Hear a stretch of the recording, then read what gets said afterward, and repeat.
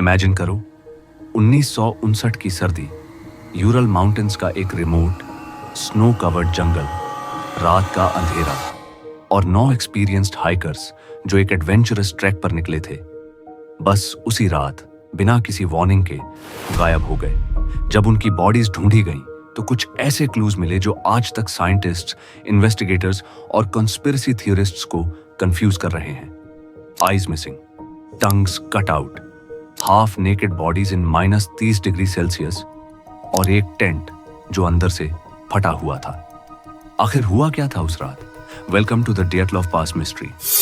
ये कहानी है 1959 की, सोवियत यूनियन के जमाने में।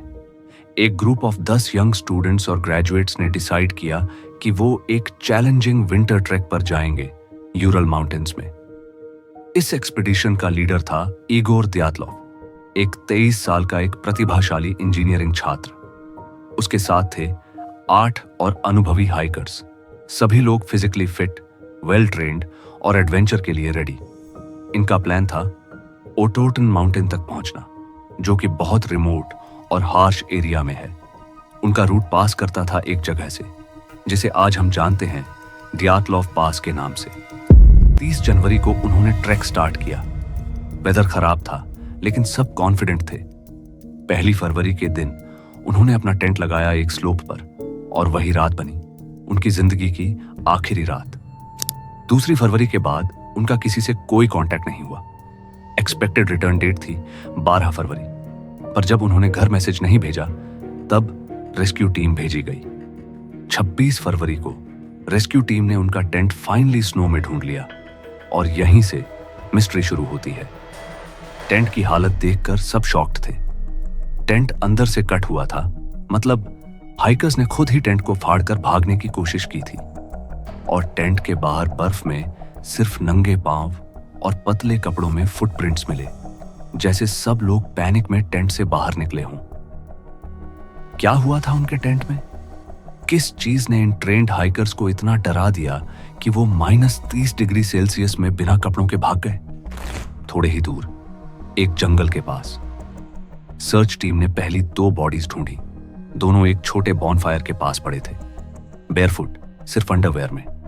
लगता था जैसे वो वहां शेल्टर बनाने की कोशिश कर रहे थे। फिर टेंट और बॉनफायर के बीच में 3 और हाइकर्स मिले। इगोर दयातलोव भी उनमें था। उनकी पोजीशंस देखकर लगता था जैसे वो टेंट वापस लौटने की कोशिश कर रहे थे, पर रात की फ्रीजिंग टेम्परेचर में वो रास्ते में ही मर गए। बाकी 4 बॉडीज ढूंढने में 2 महीने लगे, क्योंकि वो स्नो के नीचे एक रेविन में मिले और उनकी हालत सबसे शॉकिंग थी। एक लड़की की टंग मिसिंग थी, 2 के आईज मिसिंग थे और उनके छाती और सिर पर ऐसे इंजरीज थे जैसे किसी ने बहुत फोर्स से अटैक किया हो, लेकिन स्किन पर कोई एक्सटर्नल वुंड नहीं था, जैसे किसी ने अंदर से क्रश किया हो। इन्वेस्टिगेटर्स ने कहा इंजरीज कार क्रैश जैसी थी, लेकिन ये सब हुआ कैसे? अब चलो बात करते हैं थियरीज की, क्योंकि असली जवाब आज तक किसी को नहीं मिला। पहली थियरी, एवलांच। कई लोग कहते हैं शायद एवलांच हुआ, हाइकर्स पैनिक में टेंट से निकले, ठंड में मर गए। लेकिन टेंट पर एवलांच के कोई क्लियर साइंस नहीं मिले। स्नो स्लोप भी बहुत जेंटल था, और अगर एवलांच होता तो टेंट पूरा दब गया होता, जो कि नहीं हुआ। दूसरी थियरी, मिलिट्री टेस्टिंग। डियाटलॉफ पास के आसपास उस वक्त सीक्रेट सोवियत मिलिट्री टेस्टिंग होती थी। कई लोग मानते हैं कि हाइकर्स ने कुछ ऐसा देखा या एक्सपीरियंस किया जो उन्हें नहीं करना चाहिए था। शायद इंफ्रासाउंड वेपन्स, केमिकल टेस्ट्स या फ्लेयर बॉम्ब्स।